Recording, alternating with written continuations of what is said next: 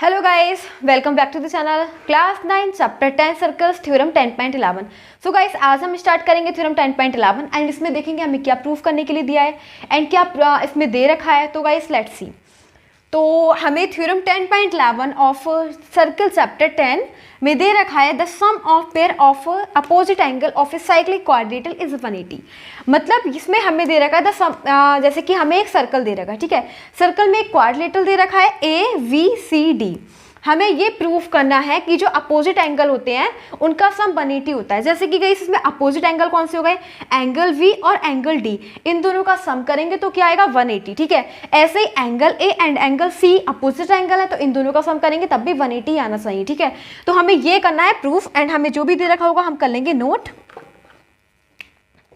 तो गाइस देखते हैं हमें क्या दे रखा है। तो हमें इसमें ये दे रखा है कि द सम साइक्लिक क्वाड्रिलेटरल, ठीक है।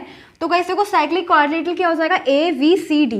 तो यहाँ पे लिखेंगे A B C D is a cyclic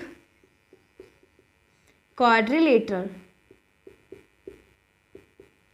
ये हमें है गिवन, ठीक है। अब नेक्स्ट हमें क्या करना है, हम करेंगे प्रूव, ठीक है। टू प्रूव अब हम क्या प्रूव करेंगे इसमें कि जो अपोजिट एंगल होते हैं ना, अपोजिट एंगल का सम क्या होता है 180। अब अपोजिट एंगल चेक कर लीजिए, जैसे एंगल ए और एंगल सी, ये अपोजिट एंगल है ना, एंगल ए और एंगल सी, और एंगल वी और एंगल डी, इन दोनों का सम। तो यहाँ पे लिखेंगे angle A plus angle C equals to 180। ये हमें करना है प्रूफ, ठीक है। और हमें एक और प्रूफ करना है कि angle B plus angle D equals to 180, क्योंकि गाइस ये जो है ना ये अपोजिट एंगल है, ठीक है। तो हमें यही शो करना है कि जो अपोजिट एंगल का जो सम है वो 180 होता है, ठीक है। तो हम ये करेंगे प्रूफ। अब देखते हैं नेक्स्ट, अब हम करेंगे प्रूफ।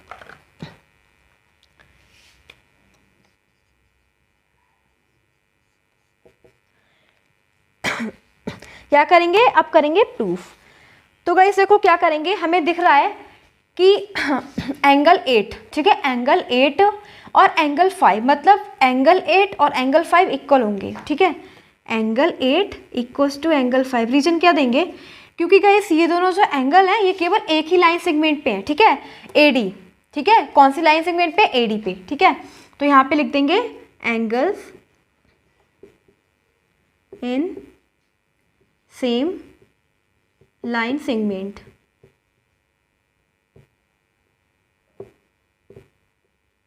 लाइन सेगमेंट क्या हो जाएगी, ए डी, ठीक है। तो यानी कि एंगल 8 और एंगल 5 क्या हो जाएंगे, इक्वल हो जाएंगे, क्योंकि सेम लाइन सेगमेंट पे, ठीक है। अब ए डी लाइन सेगमेंट पे तो इसीलिए, ठीक है। अब देखो नेक्स्ट देखेंगे एंगल 1, ठीक है, एंगल 2 और एंगल 7 ये दोनों इक्वल हैं। इसका रीजन क्यों हो जाएगा, क्योंकि ये सेम लाइन सेगमेंट पे है, सी और डी पे, ठीक है। तो यहाँ पे लिखेंगे angle 2 equals to angle 7। Reason हो जाएगा angles in same line segment. कौन सी लाइन सेगमेंट हो जाएगी, सी डी, ठीक है। अब देखो नेक्स्ट देखते हैं एंगल। अब देखो क्या हो जाएगा, एंगल 5, एंगल 6 और एंगल 3, एंगल 6 और एंगल 3 इक्वल होंगे। वो क्यों इक्वल होंगे, क्योंकि ये दोनों ए वी लाइन सेगमेंट पे सेम लाइन सेगमेंट पे ए बी पे, ठीक है। तो यहाँ पे लिखेंगे angle 6 equals to angle 3। Reason क्या हो जाएगा, angles in same line segment. कौन सी लाइन सेगमेंट हो जाएगी, ए बी, ठीक है। अब देखो गाइस नेक्स्ट, अब हम बोलेंगे कि एंगल 1 जो है, एंगल 1 और एंगल 4 इक्वल होंगे। रीजन क्या हो जाएगा, क्योंकि ये दोनों एंगल जो है वो सेम लाइन सेगमेंट पे है, बीसी पे, ठीक है। तो यहाँ पे लिखेंगे angle 1 equals to angle 4। Reason हो जाएगा angles in same line segment. कौन सी लाइन सेगमेंट हो जाएगी, BC, ठीक है। तो ये हमारे हो गए। हाँ, तो अब देखो इसे क्या देंगे, इक्वेशन फर्स्ट, इसे बोल दो सेकंड, इसे बोल देंगे थर्ड और इसे बोल देंगे फोर्थ, ठीक है। इस प्रकार से ये हमारी हो जाएंगी। अब कैसे को फिर नेक्स्ट क्या करेंगे फिर मैं ना थोड़ा सा इसे रफ कर देती हूँ, बिकॉज यहाँ पे स्पेस नहीं है एंड मुझे करना है सॉल्व आगे।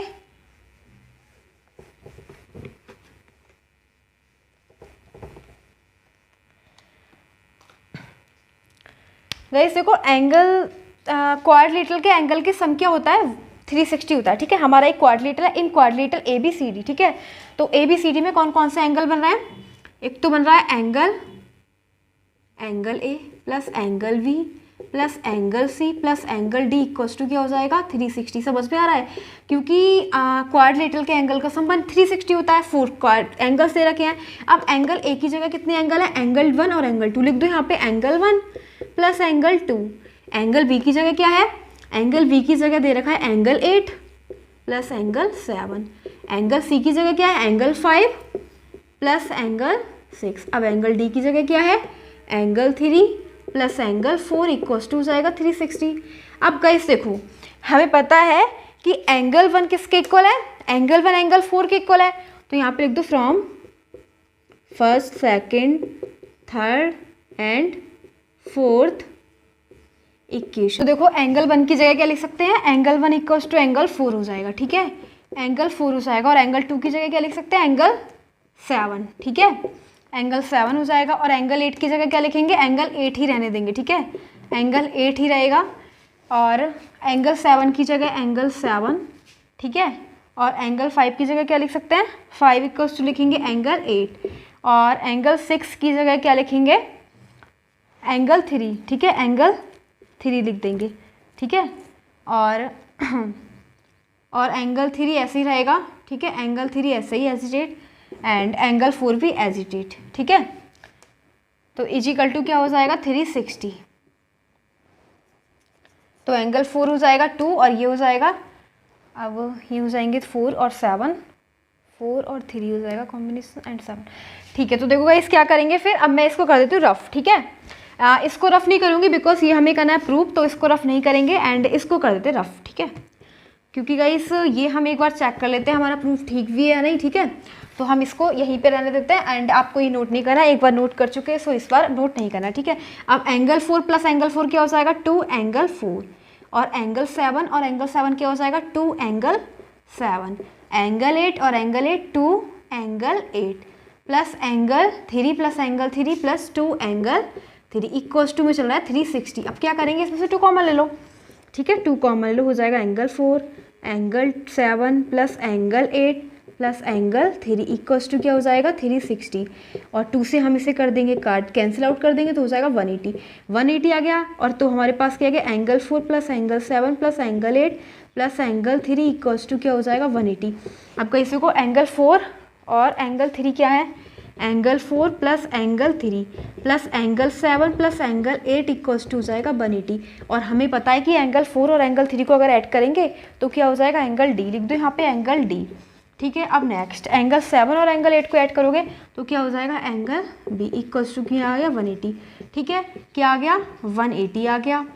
तो बस यही हमें करना था प्रूफ। देखो angle V plus angle D equals to हमें करना था ना, आप कंफ्यूज मत हो, angle V plus angle D लिख लो, ठीक है। इजिकल टू हो जाएगा 180। यही तो हमें प्रूफ करना था, ठीक है। प्रूव्ड। देखो आ गया ना, angle B plus angle D is equal to 180। अब हमारा पूरा कंप्लीट नहीं हुआ है बिकॉज हमें एंगल A और एंगल C भी करना है प्रूफ, ठीक है। तो कैसे को हम क्या करेंगे? यहाँ से कर देंगे चेंज, ठीक है। जो हमारे दे रखे थे वो गलत ही रफ कर दिए। अभी हम यहाँ से देख लेते हैं क्या थे। एंगल 8 एंगल 5 के इक्वल था, और एंगल 2 एंगल 7 के इक्वल था, और एंगल 3 एंगल 6 के इक्वल था, और हाँ एंगल 1 एंगल 4 के इक्वल था, ठीक है। अब यहाँ से करो चेंज।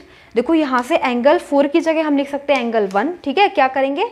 एंगल 1 लिख दो, इसके आगे करना है आपको प्रूफ के आगे, ठीक है। तो या फिर मैं इन सबको कर देती हूँ रफ, ऊपर वाले को रफ कर देती हूँ। अब एक बार वीडियो को पॉज करके सब कुछ नोट कर लेना, ठीक है।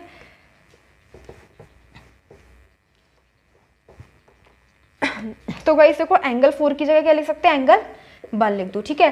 प्लस एंगल 3 की जगह क्या लिख सकते हैं? एंगल 3 की जगह लिख सकते हैं एंगल 6, ठीक है। और एंगल 7 की जगह क्या लिखेंगे?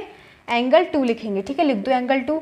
और एंगल 8 की जगह क्या लिखेंगे? एंगल 5, ठीक है।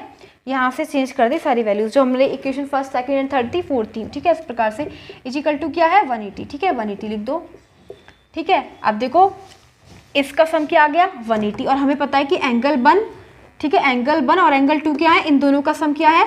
एंगल 8। इसमें जगह लिख दो एंगल A। और एंगल 6 और एंगल 5 6 और 5 का सम किया, अब क्या कौन सा एंगल है, angle C is equal to 180। वो आई थी हमारे पास फर्स्ट इक्वेशन और यही सेकंड प्रूफ की angle A plus angle C is equal to 180। तो बस यही हमारा हो जाएगा प्रूफ। यही तो हमें प्रूफ करना था कि जो क्वाड्रिलेटरल के जो अपोजिट एंगल का सम क्या होता है 180। तो मतलब angle B plus angle D is equal to 180। ऐसे ही same angle A plus angle C is equal to 180। तो हम प्रूफ कर चुके हैं। इसी प्रकार से हमारी थ्योरम 10.11 हो जाती है कंप्लीट। एंड